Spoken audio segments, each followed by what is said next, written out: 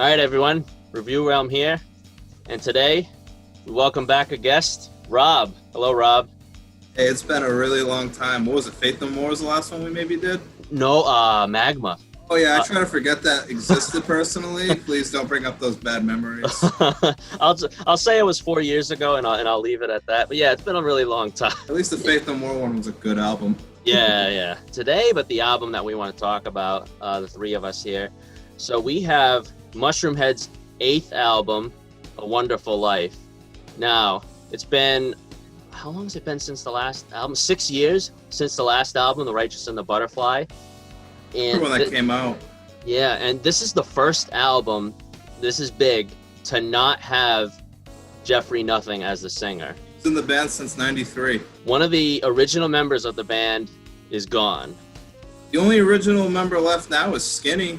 J-Man did come back, but he's the only consistent, steady member the entire length of the band. Yeah, so now... He's also a dick.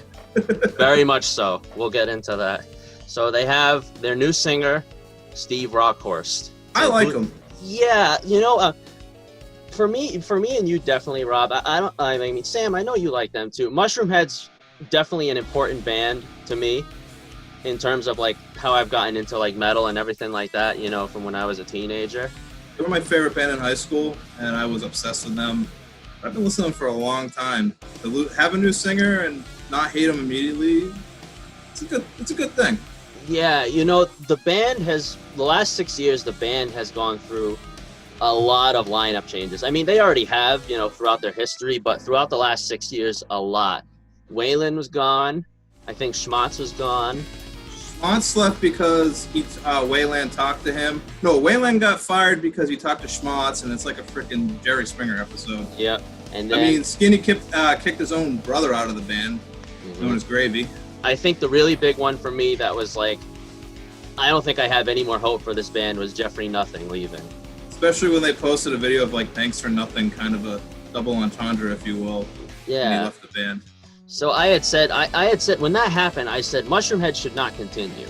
But the problem is that Skinny, their drummer, he's in charge of the band essentially. And he's not the nicest person.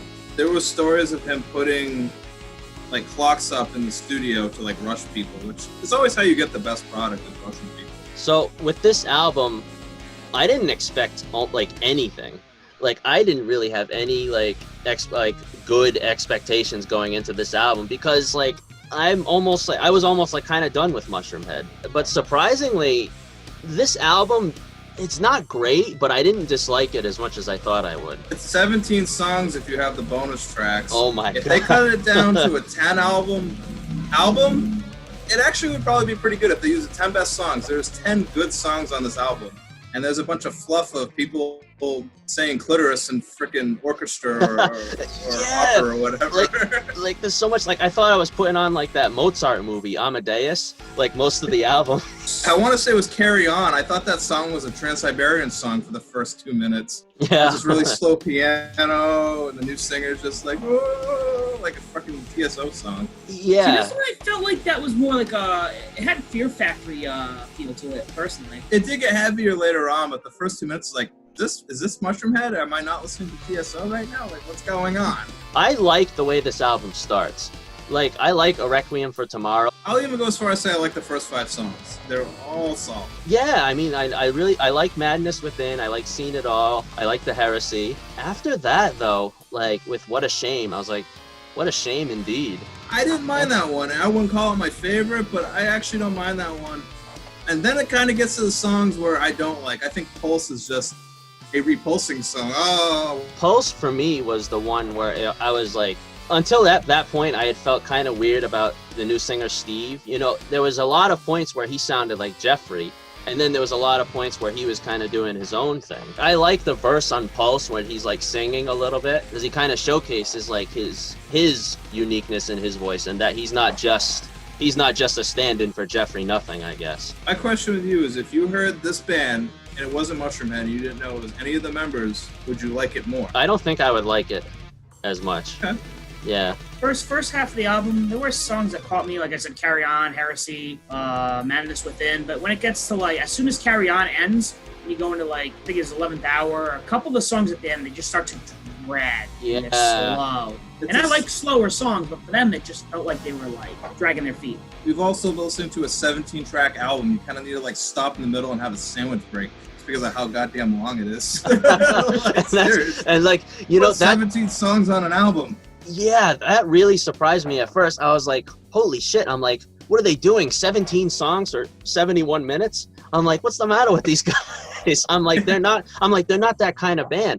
But then I realized that the last 4 are bonus tracks, and even 4 bonus tracks, that's a lot. Yeah, usually you have like 1, maybe 2 for like the Japanese bonus track because they have to get the album later and they pay way more money for them and all that crap. They were just like, you know what? We're going to burn everything we have and just release it all. Release it all right now. There is no B-sides to this album. No. We have everything. This is the A side. This is the A, B, and C sides. Like, this is everything from the last 6 years, I guess. Yeah, we have the demos from 13. We just threw them in there. You wouldn't even know. It really was Jeff singing. It's just a 10-year-old song. Like you said, Sam, the album definitely gets like, it drags its feet, I think, like towards the middle of it. So you have 10 songs, you cut out the sandwich break, you got a good album. But then it ends on the instrumental. If you don't have the bonus tracks, Confutacious, is that how you pronounce it? Confutatus, something like that. Something like that. Yeah, that comes in. And it's, you know, the orchestrated, it just, you know, the chants going on in the background. Yeah. And you're like, oh, cool, it's the end. But then the bonus tracks are still lingering. Because I was listening to this album again today just so I can... So, yeah, you were listening without knowing it was bonus tracks. Yeah, no, that's I did the problem. same thing. So I'm listening to it, and I'm like, oh, good, we're done. And it's going again. And I'm like, what the fuck? I'm like, this can't be still going. And it is.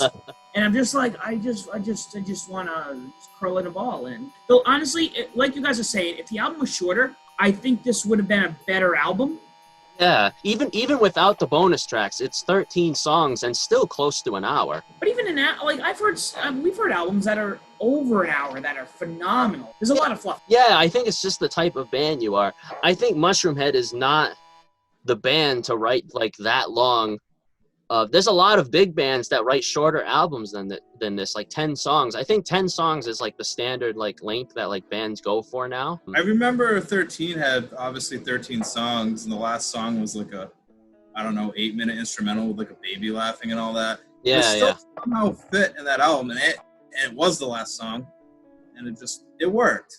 This time, I think they missed the mark on the last actual song. Another thing Rob and I were talking about here is that they've made Jackie a permanent member of this band now. Hey guys, my girlfriend's gonna be in the band now. Hope you like it because you don't have a say in it. And she's an okay singer, but sometimes she is so out of place. Yeah. Like, oh, you're listening to Mushroomhead and Evanescence at the same time. Surprise! I actually like her on the Heresy. Everything else is kind of just like, I don't really know why.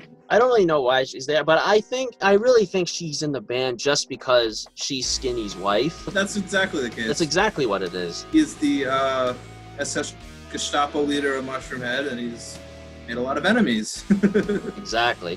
And I'm like, this is not a shot at like bringing your like significant others into the band or whatever like that, but I think what I've seen from other bands and history has shown is like when bands do this, they kind of like have like a downfall from there, and like I think that's happened with Mushroomhead. Unless you're Fleetwood Mac.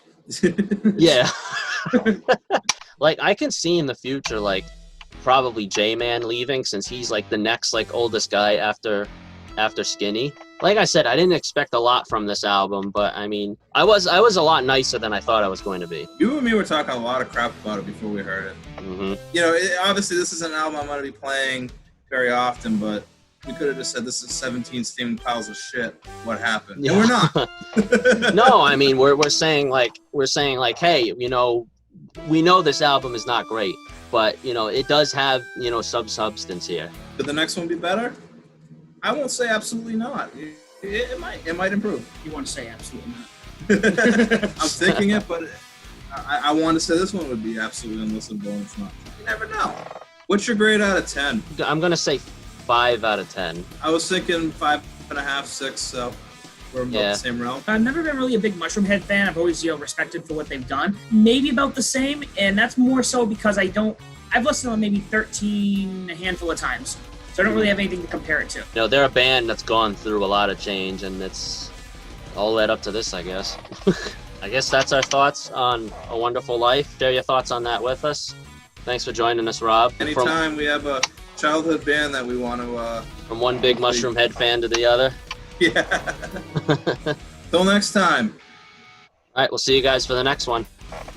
Good one.